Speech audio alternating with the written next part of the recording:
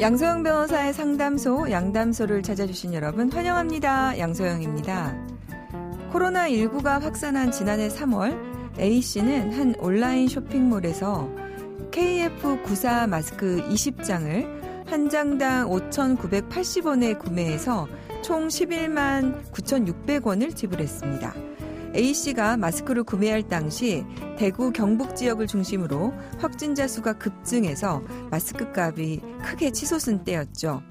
그런데 A씨가 마스크를 구매한 지 엿새 뒤부터는 공공마스크 5부제가 시행돼서 한 장당 1,500원의 마스크를 구매할 수 있게 됐습니다.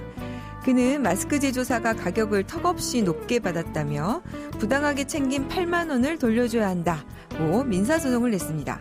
과연 재판부는 어떤 판단을 내렸을까요? 법무법인 승인 양소영 변호사입니다. 네, 1년 전만 해도 정말 마스크처럼 귀한 게 없었죠. 전부 품절이고 긴 줄을 서서 사야 했었습니다. 보건용 마스크를 비싼 값에 산 구매자가 국내에서 처음으로 마스크 판매업자의 폭리행위에 대해서 민사소송을 제기했습니다. 이와 관련해서 법원은 어떤 판단을 했을까요? 네, 마스크 구매자 A씨가 마스크 판매업체를 상대로 낸 매매대금 반환 소송에서 원고는 패소를 했습니다. 법원은 원고 청구를 기각하고 소액사건 심판법 제11조에 따라서 판결 이유를 따로 공개하진 않았는데요.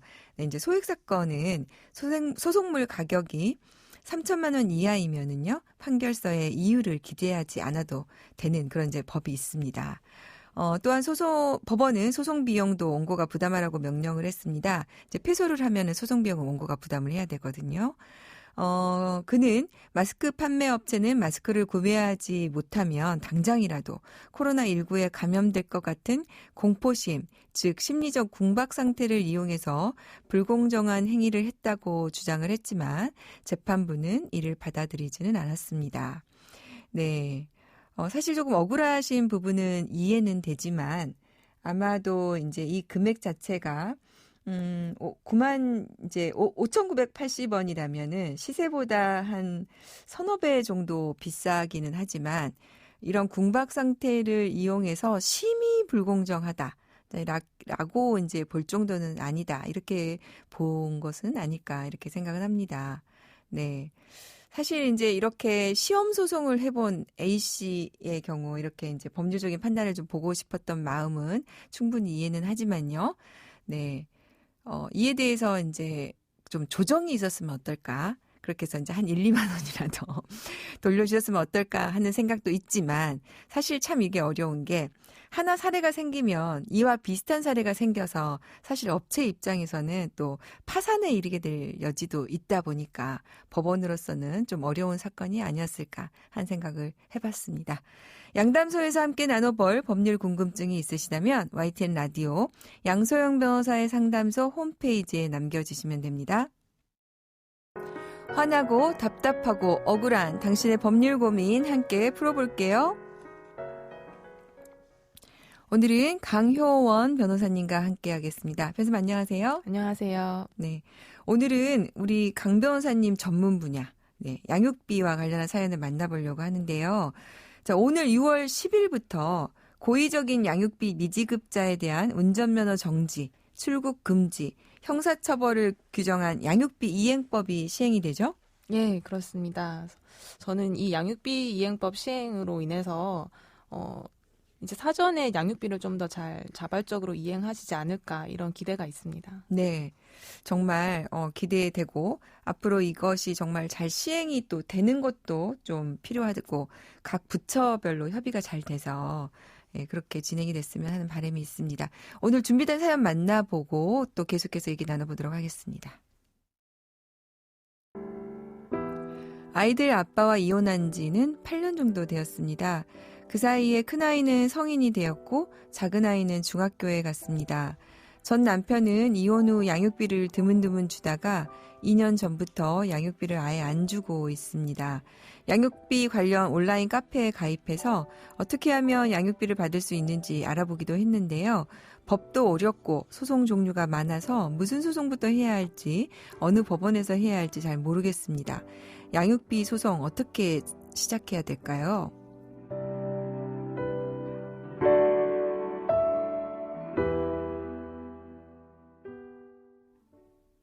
네. 오늘 우리 강 변호사님 오셨으니까 자, 처음부터 그 풀로 우리 완전 정복 한번 해볼까요? 양육비 A부터 Z까지 한번 해보도록 하겠습니다. 자, 소송을 하려면은요. 자, 무엇부터 시작을 해야 될까요? 네, 일단은 양육비 집행권한이 본인이 갖고 있는지부터 확인을 해보셔야 할 것 같습니다. 네. 이 집행권한이라고 하면 판결문, 조정조서, 양육비 부담조서 이런 게 있고요. 그러니까 집행권한이라는 말은 양육비를 받으려면 이제 집행을 해야 되는데 이거를 할 수 있는 이제 권리가 되는 문서 이제 이런 말이죠. 집행권한. 네. 2009년 8월 달 이전에는 협의혼 할 때 양육비 부담 조서 작성 제도가 없었습니다. 그래서 그 전에 협의혼 하신 분들은 양육비 소송부터 하셔서 집행 권한을 만드셔야 하고요. 양육비 부담 조서나 조정 조서가 있다 하더라도 문구가 양육자가 양육비를 부담하기로 한다라든지 비양육자가 취직을 하게 되면 양육비를 지급한다. 이런 문구는 양육비 지급 시기, 액수 이런 게 아무 구체적으로 기재되어 있지 않기 때문에 집행 권한이 없는 것과 마찬가지입니다. 네. 그래서 이제 구체적으로 집행을 할 수 있는 그러니까 효력이 있는 게 있어야 된다. 네. 이런 말씀이군요. 네. 네. 양육비 소송을 이제 하면 주로 양육비는 아이에 관한 것이기 때문에 당연히 관할 법원도 내가 아이와 살고 있는 주소지 관할 법원이 아닌가 이런 생각을 많이 하시는데요. 아직까지는 관할 법원은 상대방, 비양육자 주소지 기준입니다. 네. 그러니까 줘야 할 사람의 주소지에다가 해야 된다는 거군요. 네. 네. 자, 양육비 그럼 집행 권한이 있다. 그러면 그 다음에는 어떻게 되죠? 제일 먼저 이행명령을 많이들 이제 신청하시고요. 저도 이행명령을 신청하시는 게 좋다고 봅니다. 네. 집행권한이 있으면 이제 현재까지 밀린 양육비를 이행하라라는 이행명령을 신청하는데요. 최근 많은 분들이 이제 양육비 이행법 시행 때문에 미리 이행명령을 진행하십니다. 네. 이행명령을 받고서 만약에 그래도 양육비를 지급하지 않으면 감치 신청을 하실 수 있고요. 네. 감치 결정을 받은 후에도 양육비를 지급하지 않으면 운전면허, 출국금지, 형사처벌까지 가능하기 때문에 거의 그 과정에서 많이들 양육비가 또 지급되는 경우도 있습니다. 네. 그러니까 이제 이행명령이 먼저 첫 단추가 깨어져야 그 다음에 감치, 운전면허, 출국금지 이렇게 가게 되니까 네. 자, 첫 번째 이행명령부터 시작을 하셔야 된다는 거고요. 자, 이행명령이라는 거는 이제 바로 그것만 하면은 돈을 바로 받을 수 있는 건가요? 이행명령은 뭐 채권 추심처럼 돈을 바로 압류해서 돈을 받고 이런 건 아니고요. 네. 단지 이제 나중에 추가적으로 행정상 제재 조치를 또 가할 수 있어서 신청해야 하는 게 필요하다는 입장입니다. 이거를 이제 하는 경우에도 안 주는 경우가 많다면서요? 사실 안 주는 경우가 더 많고요. 네. 간혹 이제 주시는 분도 계시는데 네, 그래도 안 주시는 경우가 좀 대부분이고 그럴 경우에 하시는 게 이행 의무 위반이라고 감치나 과태료 명령 신청을 하는 게 있습니다. 네. 그래서 이제 그 이행 의무 위반, 그러니까 이행 명령이 나왔는데 이걸 안 하는 경우에 그 다음에 이제 감치로 가고 또는 과태료 명령이 나오기도 하고 하니까 이제 이걸 거치라는 건데요. 그 이외에 재산을 압류하는 경우도 있습니까? 예, 재산 압류는 이제 흔히 채권 압류 추심 이런 말이 많이 들으셨을 텐데 네. 은행에 있는 예금 또 만약에 직장을 다니고 있는 분들이면 급여에 대한 채권을 압류한다거나 네. 또 전세를 살고 있는 것을 알고 있다. 그러시면 전세보증금 반환 채권에 대해서 압류 추심을 하실 수도 있습니다. 네. 자, 그러면은 이런 방법들을 다 했는데도 안 주는 경우에는 어떻습니까?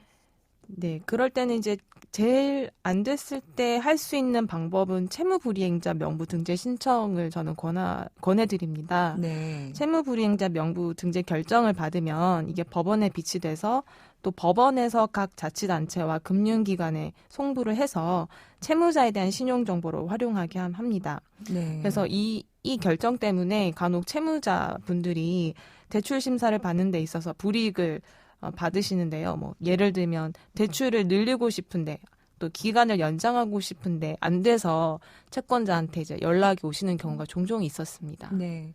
최근에 이제 법 개정으로 또 양육비 그걸 안 주는 사람들의 신상을 공개하도록 하는 법이 또 별도로 또 마련이 됐습니까? 예. 네.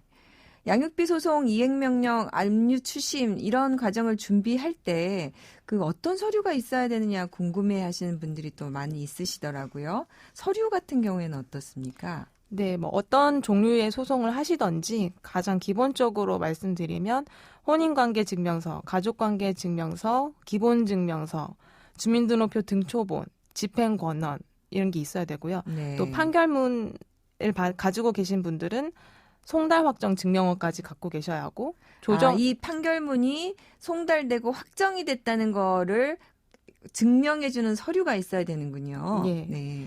또 만약에 조정조서나 양육비 부담조서를 가지고 계신 경우에는 송달 증명원이 있으셔야 합니다. 네. 또 그 밖에 양육비를 조금 받으신 경우에는 양육비 입금 자료, 예를 들어 뭐 예금 거래 내역서 이런 것들을 좀 구비를 하셔서 법원에 네. 제출을 하셔야 하고요. 신청서에는 이제 어떤 내용을 담으셔야 하냐면 첫 번째로 채권자가 채무자에게 얼마의 양육비를 받기로 했는지 권리 의무 관계를 적어주셔야 되고 두 번째로는 지금까지 채무자는 얼마를 지급했고 네. 얼마가 남아있는지 미지급되어 있는지를 계산식을 좀 정하셔서 네. 총 개월수 곱하기 월 양육비 총 양육비에서 빼기 해서 채무자가 이미 지급한 양육비 금액을 산출하시면 됩니다. 네.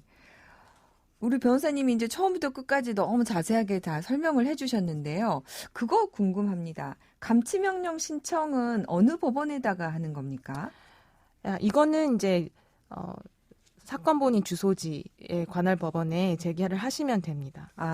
이거는 이제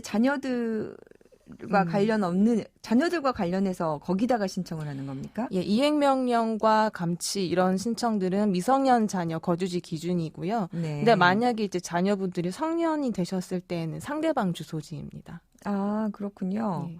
아까 이행명령은 상대방 주소지라고 양육비 소송은 하셨는데 지금 감치 같은 경우에는 미성년 자녀지 기준이고 성년일 경우에 상대방 주소지 기준이고 그렇습니까? 예, 그 양육비 소송은 이제 집행 권한을 정하는 양육비 소송이나 뭐 양육비 증액 소송 이런 것들은 상대방 주소지고요. 네. 이행명령부터 이제 감치 결정 신청 이런 것들은 미성년 자녀 거주지 기준입니다. 그렇게 달라지는군요. 네.